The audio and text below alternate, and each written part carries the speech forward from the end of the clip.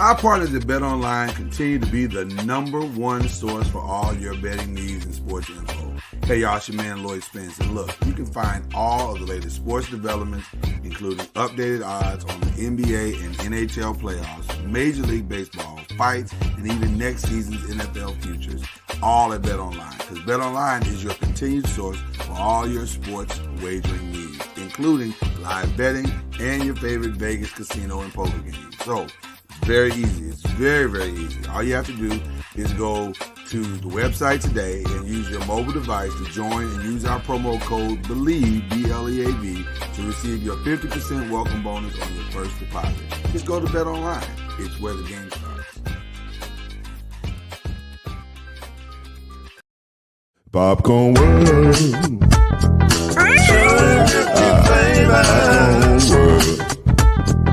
Popcorn World. Yeah.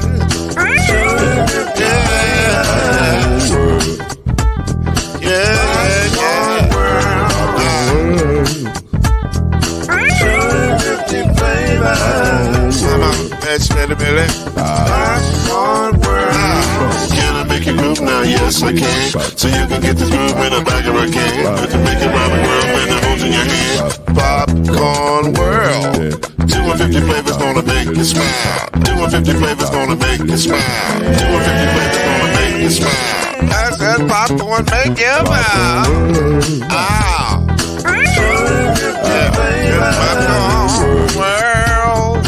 Popcorn World. Popcorn World.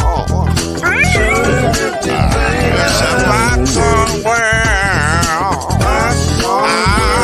It's a popcorn world.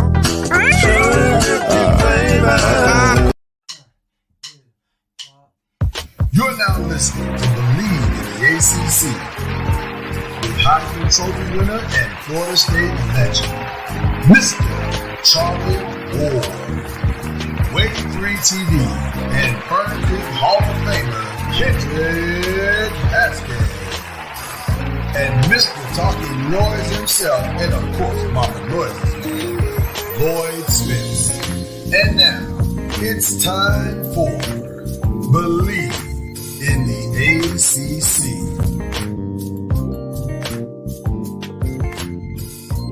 Without question, this is one of my most favorite times of the year because it's summertime and it's warmer now. We can all get outside and frolic. We like to frolic in the summertime. That's what people do. But also, it's the NBA Finals, and we are excited here at BLEAV in the ACC, as is everyone else in the country, to watch some NBA basketball. Kendrick is so excited he can't contain himself. He couldn't even stay on the screen, but he'll be back. I'm sure he'll be back. But we got Charlie Ward in the building here on BLEAV in the ACC, and we are in the midst of the NBA Finals. It will start tonight at 9 p.m. Eastern, 8 p.m. Central on ABC. We can say that on this podcast because we have no affiliations to any of them. But it's going to be fun. It should be a great series. But with the Boston Celtics and with the Golden State Warriors. So we'll be live from San Francisco to make that all happen. But what's really exciting to me is that we will have ACC representation because we have several players tonight that will be playing from our illustrious conference. So we thought we'd talk about that, and then we talk about some past ACC players that played in the NBA Finals, and then we'll talk about Charlie Ward because Charlie Ward has played in an NBA Finals. So I'd like to know what it's like. We have a point of reference here on this show. So Charlie Ward, we will start with you. It's the day of the first game. What are you feeling as a player? Take yourself back, Charlie. I can't remember that far back. But, oh, come on, Charlie Ward. It's like riding a bike. Yeah. But we're, it was definitely an exciting time because for us to get there, we had some drama. I think we beat Indiana in one of those games to get there on a 4-point play from Larry Johnson. Larry Johnson, very memorable play. Yeah. So, and going into the finals, we had a couple guys injured that we weren't sure if they were going to play. Patrick Ewing being one, Right. And Larry being another who sprained his, I think, MCL or ACL, one of them, going into the finals. So he was only able to play a few games. So I reference those two guys because the team that we played, the San Antonio Spurs, Yeah. had some guys that we needed that we couldn't defend consistently without those two guys. Of course, Right. we had Kirk Thomas and Marcus Camby there, but we needed those other two guys I mentioned just because of their experience and their bigger bodies. And Tim Duncan, we couldn't control. I mean, he was a rookie that year, I do believe, and he was very good. And David Robinson was the other one. So, it was a tough run for us, but the experience was great. The atmosphere was something that you won't forget. But I mean, it was, I don't know, like any other championship, I guess. There was a lot of hype around it. You had to do the media, like you see now. I mean, they're Right. still doing the same things. We have to go and practice at the arena and do the media afterwards, and it was that whole circus. Is that a real practice though? That's kind of like it's a come shoot take around. pictures. Yeah, I was gonna say take pictures. You shoot around. You're trying to get up some quality shots, but it's not under normal conditions, kind of thing. Yeah, I mean it's more like a shoot around than anything else. Yeah. Because all the stuff that you're gonna do or whatever, you're either gonna talk about it at the hotel or in the ballroom. Jeff was a big believer in doing ballroom walkthroughs. I mean, he was quite the guy. So Was he we a had waltz band or a foxtrot? Was he? I'm I kidding. don't know, but he made the managers tape down a real floor, like a 3-point line Oh my goodness. and the lane line, whole nine. I mean, that was the way we got down, our walkthroughs. Wow. Had you seen Tim Duncan prior to the game one? Like, had you had a chance to? Yeah, we played him during the year. You played him. Okay. So, what was your impressions of him the first time you saw him? Were you like, oh my God, this kid can really ball, or was he a typical rookie? I mean, he wasn't a typical rookie, but you could tell he had really good skills, just control of his body. He was a dynamic backboard. I mean, that was his thing. He used the backboard really well. Good footwork. Right. At the time, he wasn't a very good shooter. Free throw line, and also a little bit on the perimeter. But what he did well was what he did well. So, he did very well, right? I mean, he's 6'11" with long arms, whatever it is, and it's just hard to defend. And defensively, he was very similar as well. Just having another big body in there was hard. But they had a lot of good players. I mean, yeah, oh yeah, they had Sean Elliott, Avery Johnson, Mario Elie. I mean, you just. Well, that's right. Mario had left Houston by then. That's right. Yeah. Jerome Kersey, I think, was on that team. Steve Kerr. Steve Kerr was on that team. Wow. I don't know if he was on that team. I know he won a championship with them. But I don't know. I don't think he was on that team. He was that? That's 99, right? Yeah, it's 99. Maybe he was. I'm not sure. They had a lot of good players that you would know. You guys talk amongst yourselves because now I got to know if Steve Kerr was on that team. Yeah. But my thing is, but you didn't have to deal with it as much as they have to tonight because the game's not going to tip off till 9:30 Eastern time. That is so late. I mean, how as a player, I mean, aren't you ready to go and like tired of sitting around all day when you have games that late? Well, we did play that time. I don't think the times have changed since I know during my time. The finals has always been 9 p.m.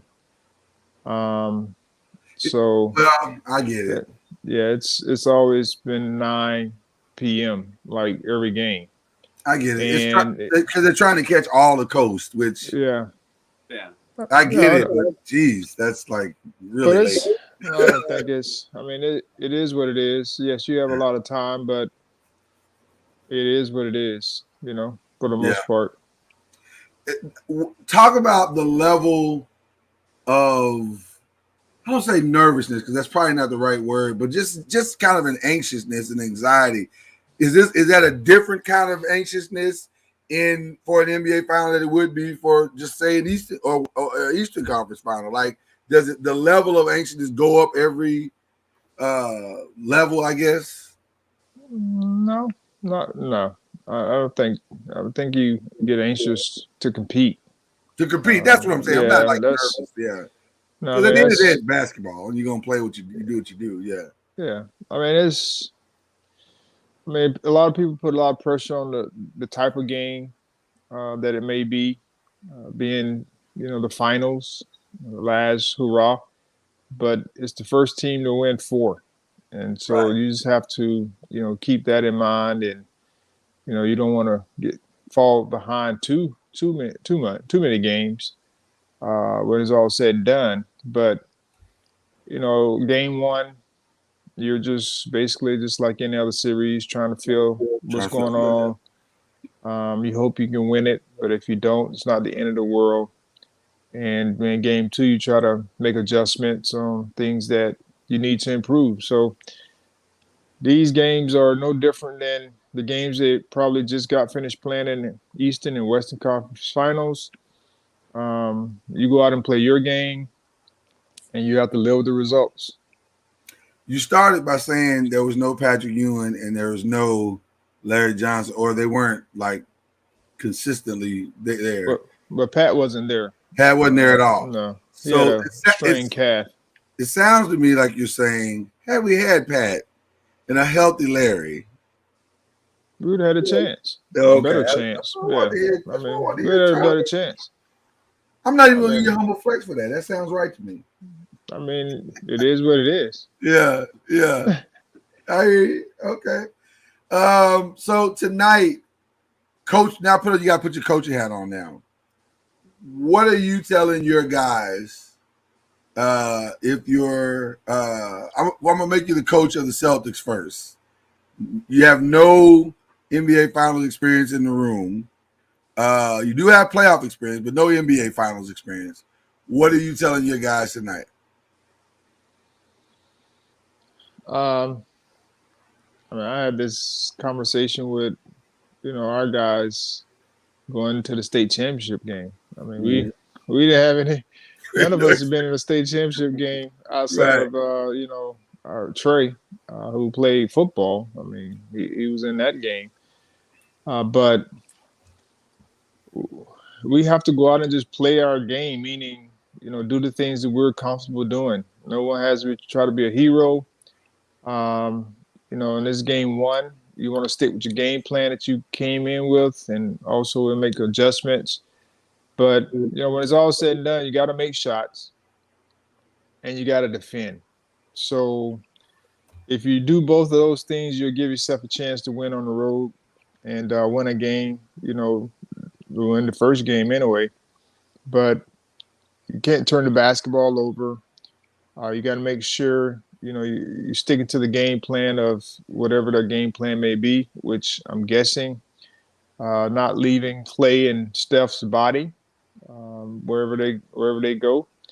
But as we know, that's very difficult to do. Right. But you still have to, be disciplined in those things. Do you get into a conversation with them? I'm still with the Celtics about trying to match them shot for shot, or do you say, listen, just do what we do? If we can do what we do, we'll be there in the end, and we'll have a chance. Or how do you approach that? See, the thing that a lot of people, they see the Warriors and they think they're just a 3-point shooting team. Right, which is not true. That is not the case. Right. And so when you start talking about matching shot for shot, you do have to make 3-pointers. You can't get outnumbered in, where there's a big differential in the 3-point line. But I still think you just have to defend the three. And also you have to put pressure on them we have to put pressure on them to get to the basket, not settling for jump shots only, because I think they got a little bit bogged down in Miami. Right. They shot a lot of threes early, and it kind of cost them. But some of their defensive things that they did, they're going to have to improve upon that, because when you're playing the Warriors, they go in these spurts, especially at home. Mm-hmm. You have to try to limit those runs where, Steph, Clay, Jordan Poole get going from the 3-point line, and then you start overreacting in a lot of ways, and whether it's fouling them or giving them straight line drives to the basket, which is tough because they do it all. Yeah. But you really have to find ways to keep the ball in Draymond and Looney's hands and cover those guys, when they have it, because they do a good job of when they're not being guarded, they go and set a screen for one of the shooters. Yeah. And if they're not being guarded, these guys are shooting wide open shots coming off, screens. And so that's what makes them tough, because their bigs don't try to do more than they're capable of doing. Yeah. And they set their other guys up for success by doing the little things. I love talking basketball like this when we get the chance. You don't often get to do it, but it's so fun to talk to X's and O's, because I think one of the things that they do that no one ever talks about, their back screen and up screens and pin downs they're almost flawless. Like, you watch it and these guys are coming off double screens, they're coming off pin downs. It's amazing, and everybody is in on it. That's the part that's frustrating, because it's like you're waiting. It's normally just a big doing it, but it could come from anywhere, and everybody's okay with it. Like, they're like, I got to play setting screens out there. Yeah, and it's just like, that makes it hard, man, because now you're like, okay, who am I chasing? Like, what am I doing? And Clay and Steph will sacrifice a quarter doing that just so that it frees them up on the backside of the game. So it's a lot of stuff that you got to be attentive to, which, like you said, Charlie, it makes makes preparing for them challenging, to say the least. Well, the other thing is, I don't know how healthy the Williams kid is. Game 7, he was struggling big time, like getting up and down the floor. Guys were blowing by him, and he couldn't change direction. Yeah. So I'm not sure how healthy he's going to be. He may be good for game 1, but he was in and out of the last series, so his health could be an issue. I agree. And so you really don't know who's going to take his minutes. If he's not playing, Tice, those guys have to come in and try to match or help, or not be a liability, I should say. Yeah. And be a force doing what they need him to do with the energy, second chance opportunities, knocking down shots like he's capable of doing. But, you're going to need your role players to play well, because the Warriors, their role players play well as well. the ones that play. Like the Moody kid came off the bench in game 6. I mean, he didn't play the whole series. Right. I didn't even know he was on the team. Yeah. He started hitting shots. You're like, uh-oh, this is going to end bad. Hey, well, he came in and the game they lost in Dallas. He came in that fourth quarter in that game and really got them going when they came back a little bit. Yeah. And I'm going to tell you something. I thought, and to your point, Kendrick, I thought the worst thing that could have happened to Dallas was that fourth quarter. Because, you were up and you were dominating, but you let those role players get something that they should never have had, which is confidence. And they left that game going, oh, we can play at this level. So now you made it bad for Boston because now they all think, oh, we can play at this level. So that's one of the things. That's one of the things in a series. I know Coach Van Gundy was, and just playoff talk. Blowout games are very important as well. Why? Yes. Because you don't want a guy who could potentially be in the role or be in a role the rest of the series to come in and feel confident. So, what's the kid from Michigan, Robinson? Yeah. That's how he got going and got opportunities to play in the last series for Miami. Because of a couple of blowout games, he was in there and he got rolling one game. I think he ended up hitting 4 threes in one of those quarters or something. And so he started to get his rhythm back because he hadn't played all series. Right. And so, one of the things that they used to tell us is make sure you don't allow role players, guys who either hadn't been in rotation, or those who are on the back end rotation that may be struggling to start feeling good, getting good shots, get rhythm shots in a blowout win or a blowout loss. So you have to make sure that those guys don't get going. Even though the game's out of hand. I'll tell you, the player I think I'm the most excited and happy for is Kevon Looney, because he's been a role player. He's always just played his role. He's gotten older. He's getting a little older now. He's gone through injuries and everything. But people forget he's been there the whole time. Right. He's gotten through it, and then to come out and then have his best playoffs in his career at this stage in his career. It's awesome to see him. Like, just so happy that he just seems like the most humble guy. Saying you tell him to go set 35 screens, he's gonna go set 35 screens. And he was so dominant on the boards against Dallas. I don't know if he'll be able to dominate as much against Boston. I feel like Boston might be a little bit more physical, but if Williams is out, he could probably do a lot of similar things. So I agree. I've been happy to see the way Looney's played, especially at this stage in his career. I absolutely agree. He's been phenomenal. Every time he gets a rebound, I get excited. Like, that's good, man. It's like your little brother that you see. That's good, man. You're doing good, man. Especially when it's one of those chase down rebounds. It's not a rebound that just came off the rim. He had to run and go get it. Yeah. Oh, yeah. It's so fun to see him at the hustle like that. It's great. All right, Coach Ward. So now you're in the 6-time champion, 3 in the last 6 out of 8 finals of the last 8 finals Warrior locker room. You got 4 guys, at least 5 guys at least, who have done this before. What are you telling them? I'm not telling them anything but to go out and play. But you got some young guys in there. One of the things when the Warriors get in trouble is when they turn the basketball over.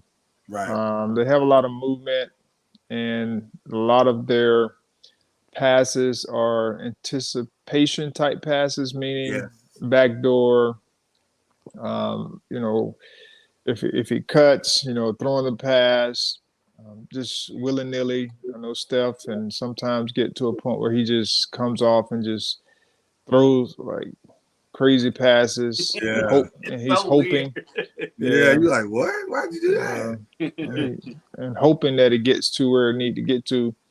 And sometimes it works and sometimes it doesn't.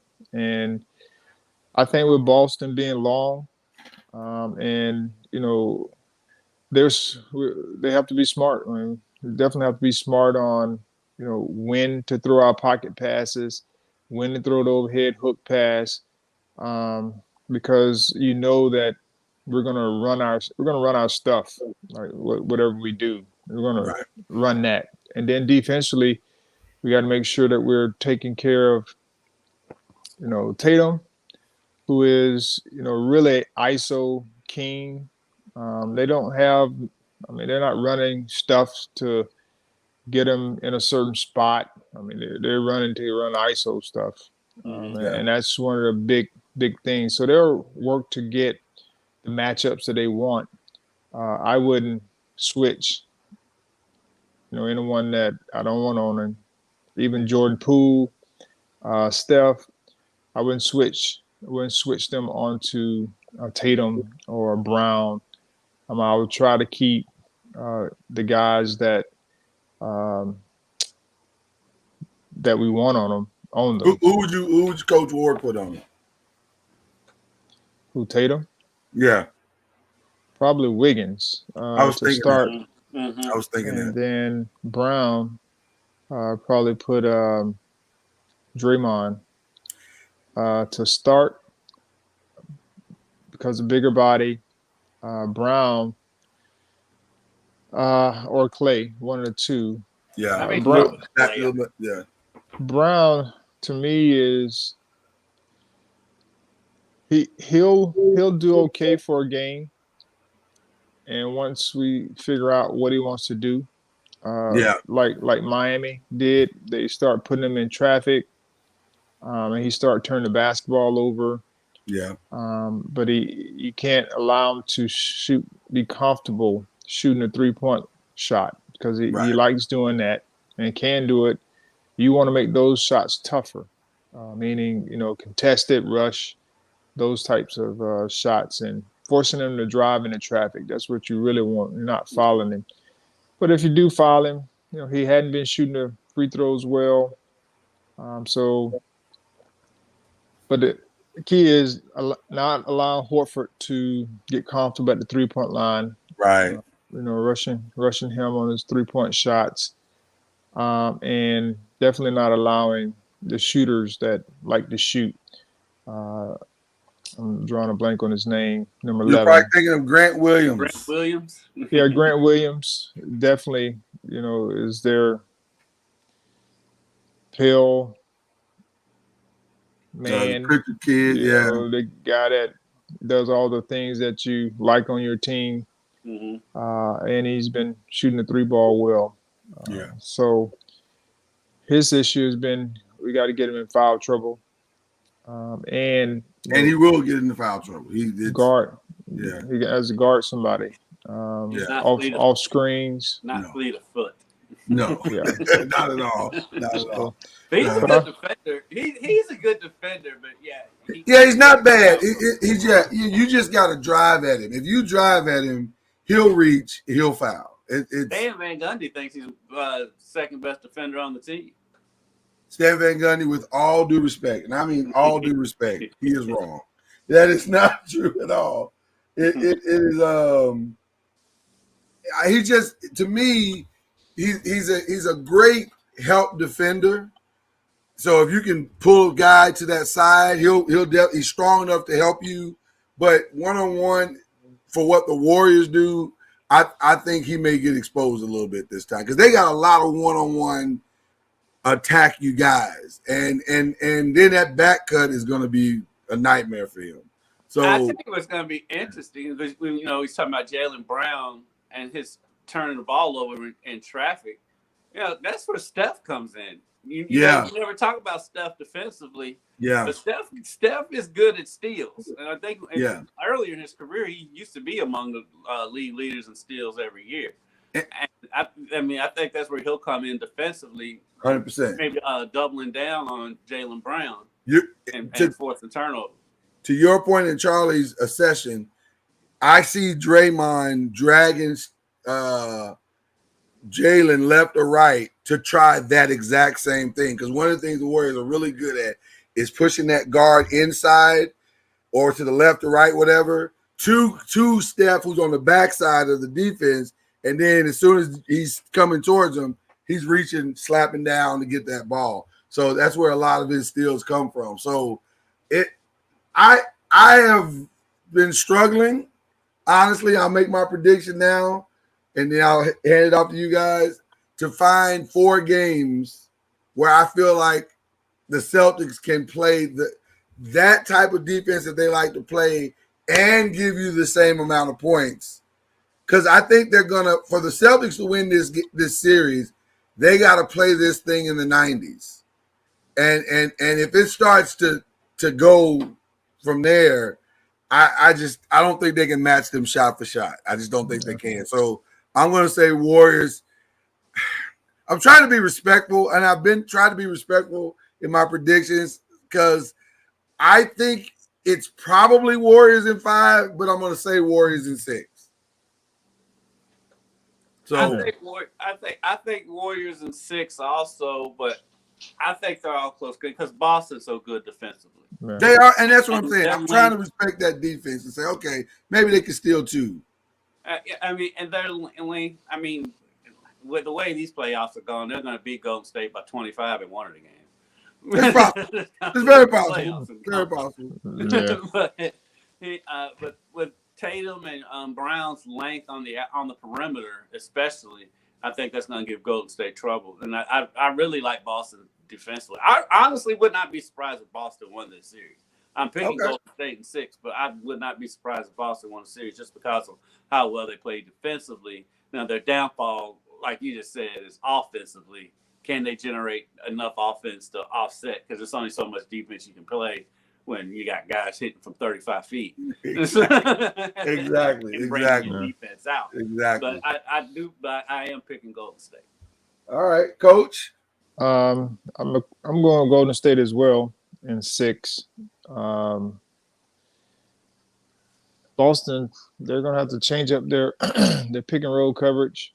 Yeah. Than what they did from Miami, which they're capable of doing. You know, the bigs are going to have to come out. The only thing is, if Williams is playing, I don't know if he can switch out on any guard that they have, you know, with the basketball and actually guard them without giving up something good.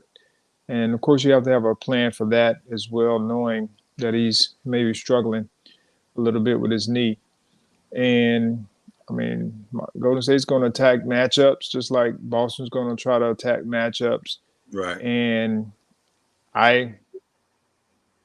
Golden State's going to make shots. And if they don't make shots, they're going to play good defense.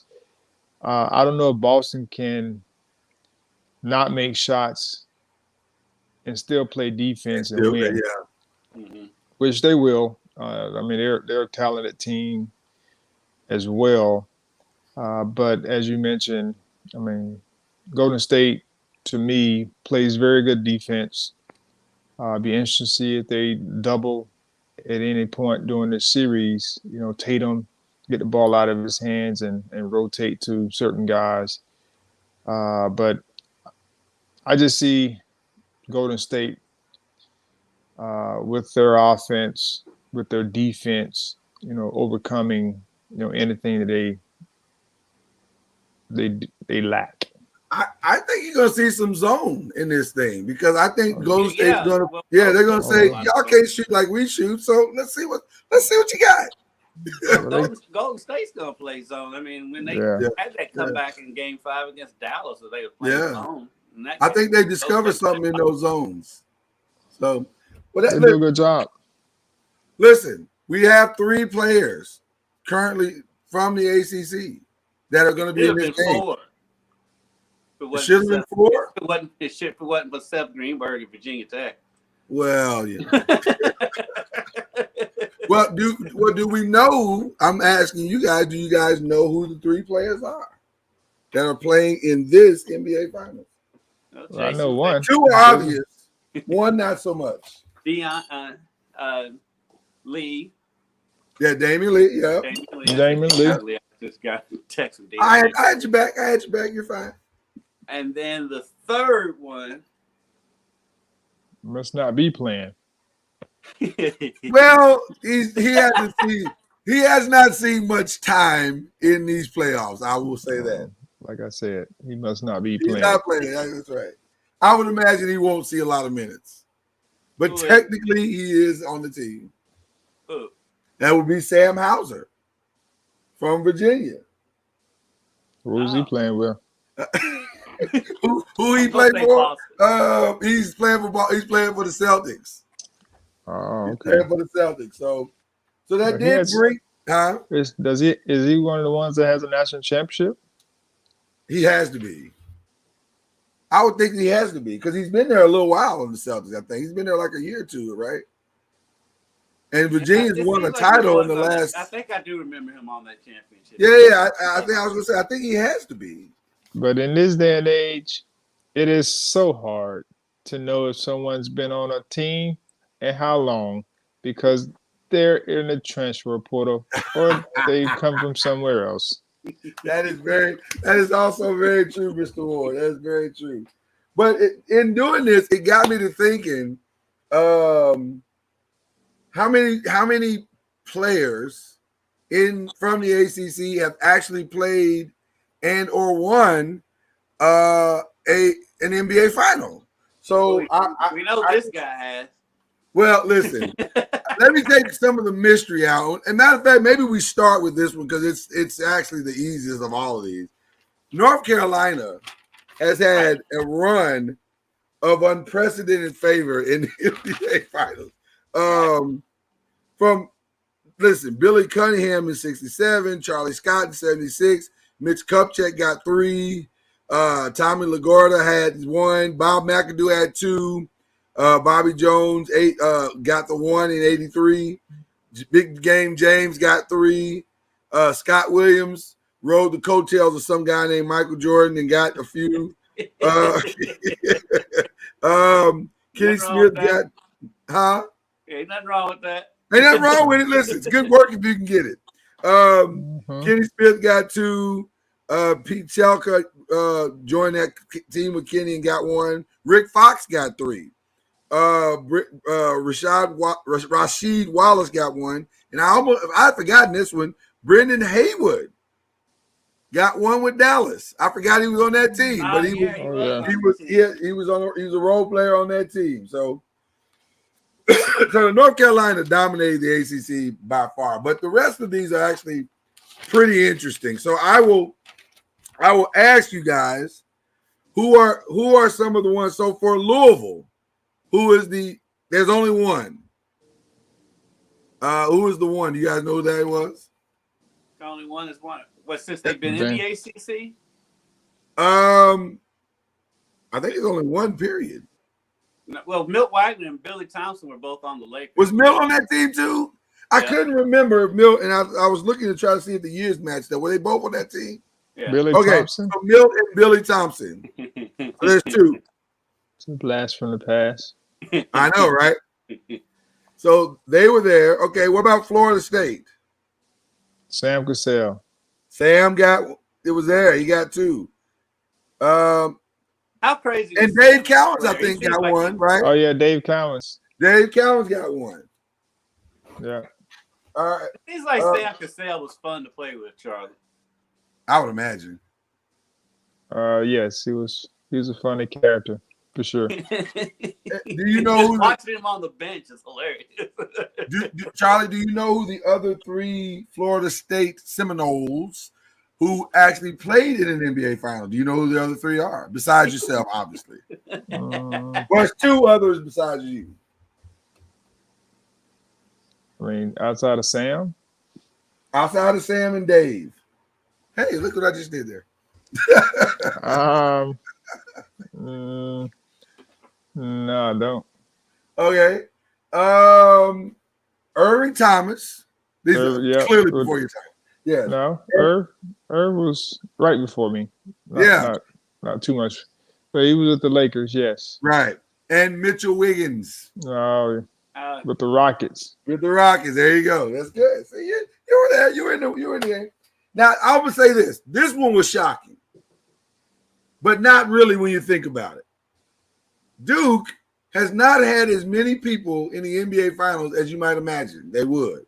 For as many people as they've sent to the NBA, there's not been as many as you think to play in the really NBA shocked Finals. me because they sent a lot to the NBA, but they haven't had great NBA careers. They haven't had great NBA careers. So the list is actually short. It's only 3 that have played in the finals. You guys know that? 3? One should be obvious. One should be very obvious. Grant Hill? No. No. Surprisingly not. No. No, Grant didn't play in the finals. No. He's with Detroit. Think Brooklyn. Phoenix. Think Brooklyn. Think Brooklyn. Elton Brand? No. Current Brooklyn. Oh, Kyrie Irving. Right, Kyrie, obviously. Yeah, That's the obvious one. Now, the other two, not so much. Kyrie's 3 games at Duke because he was hurt the whole time. Exactly. Right. You forget that Kyrie actually played for Duke, but technically he did. So the other two are not so obvious. But when you think about it, Shane Battier from Miami. He played for Miami. That's right. And then the last one, it's again, it's one of those. Oh, that's right. He played for Duke too, and he played on that team. You played on that Miami team? No, not on Miami. He played on the team that he played on, but this guy actually has 2 rings or 3. Is it Cherokee Parks? No, not Cherokee Park. That's hilarious. That is hilarious. Cherokee. It's actually Quinn Cook. Oh, the Warriors. He played with he played with the Lakers. The guy's got 2 rings. Yeah. How about that? He actually played a decent role on Golden State. He did. He really did. He really did. For the Lakers, but he did play a decent role for Golden State. He made a contribution with them. Believe it or not, Boston College has a player that has an NBA championship ring. Who's that? Howard Osley? No. Jared Dudley.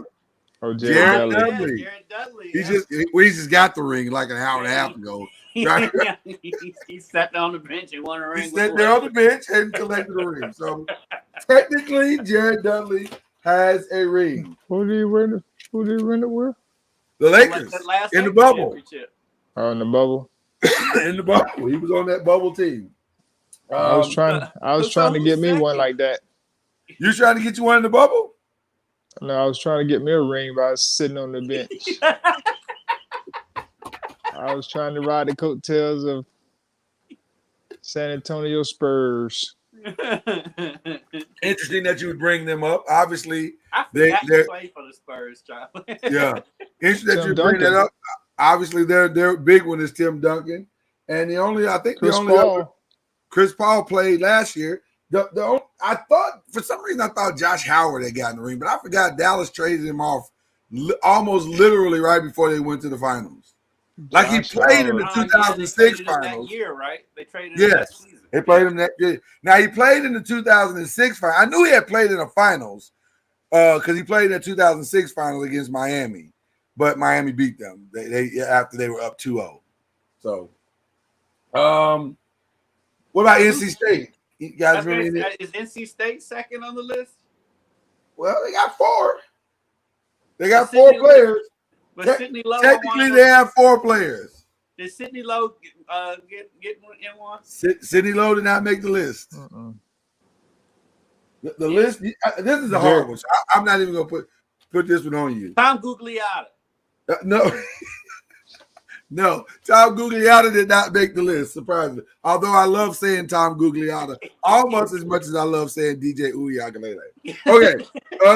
You don't love anything as much as you like saying that. Nothing is as much. Right. Almost is what I say. Okay.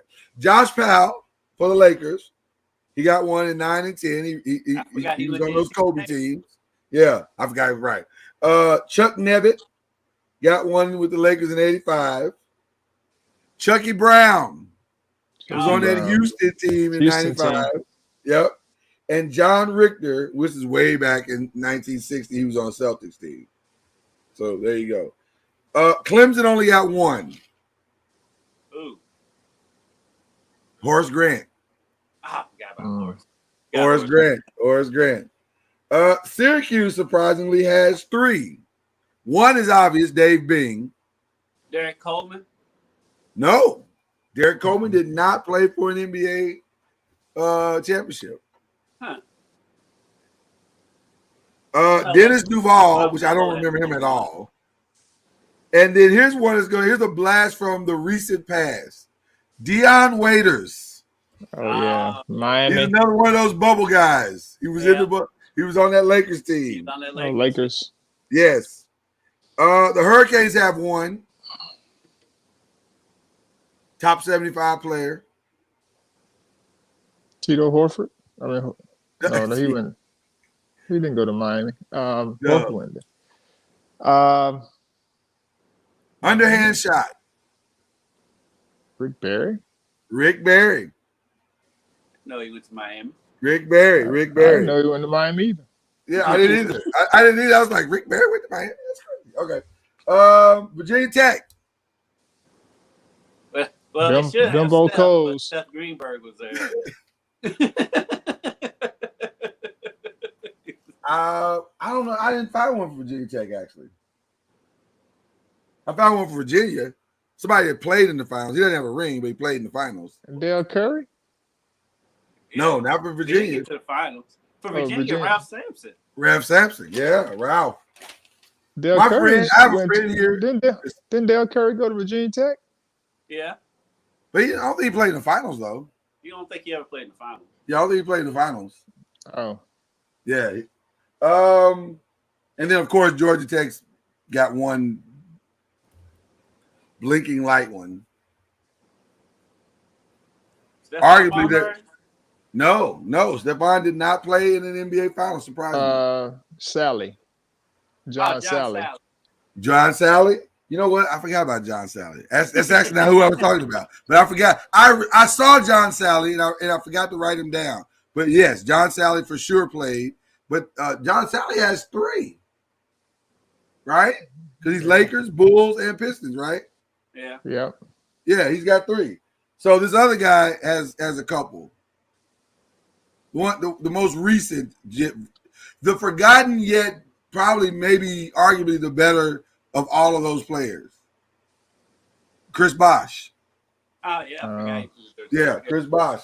He's got a couple. So I thought that'd be fun. I thought that was Mark Price and Kenny Anderson. I know. Scott. He played. He definitely played in the finals. Right. He played in the 90 with the Magic.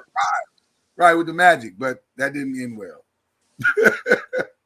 That didn't end well. Anderson makes a couple free throws. Shout out to missing free throws by Kenny. All right. So that was fun.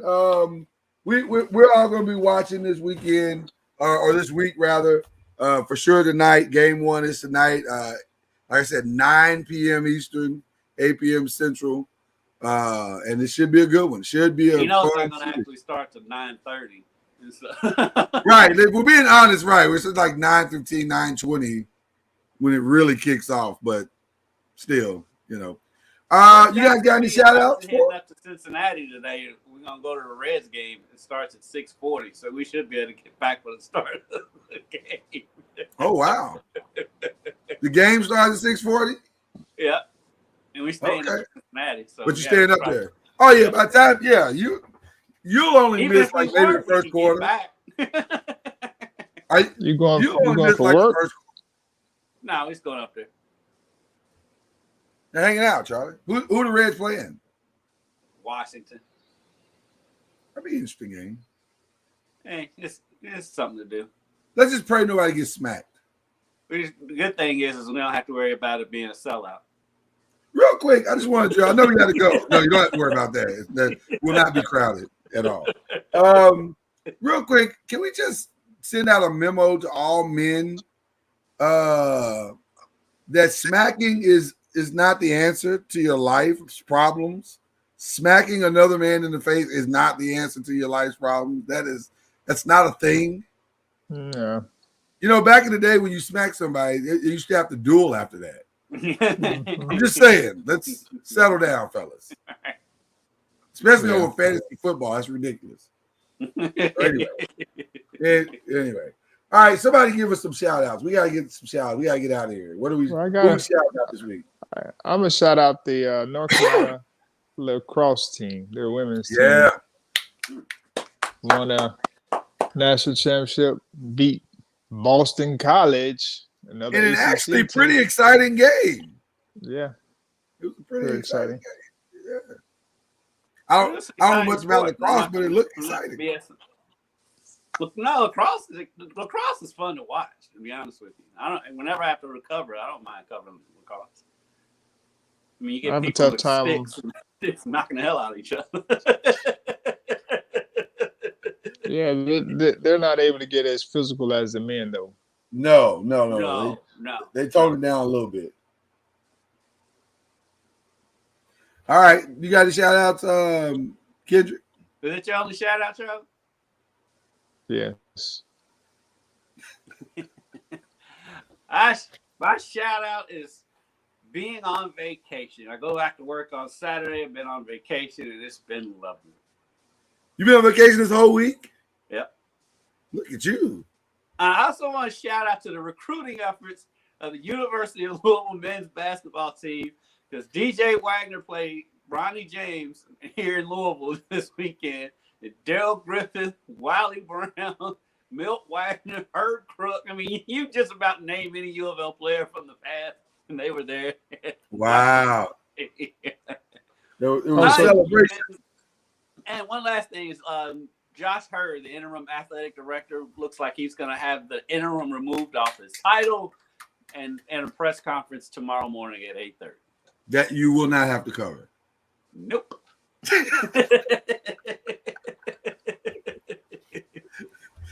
Good news all the way around is what you're telling me. Good news all the way around. All right. My shout out is very simple. Shout out to my lovely, lovely wife who sat with me for 8 hours yesterday while I finalized a very important proposal and helped me to edit it and make sure that I had dotted all my I's, crossed all my T's, and put all my commas.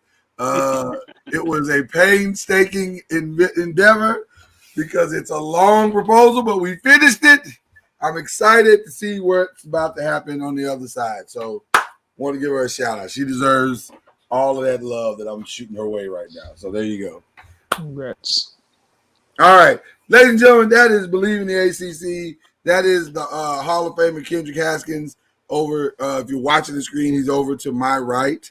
The guy that is below us, but never below us. He's high above us in the stratosphere. Really front and center. That's what it is. Oh, I do have one more shout out. Shout out to Coach Ward for giving the commencement address for FSUS this past week. Shout out to you, sir. Listen, man, I'm out here in these streets, Charlie. I know things. Okay? I'm like El Chapo. Yeah, man. So shout out to you, brother. That's awesome, man. And congratulations for being asked to do. See, that's what happens when you win a state championship. People think you can do stuff. Like you have information now that people want. That's how that works. You've always had this information, but now they really want that information. So I was asked before the season, so. Okay, Charlie. Maybe they saw something in it. Maybe it was prophetic. No, they were looking for an easy person to speak.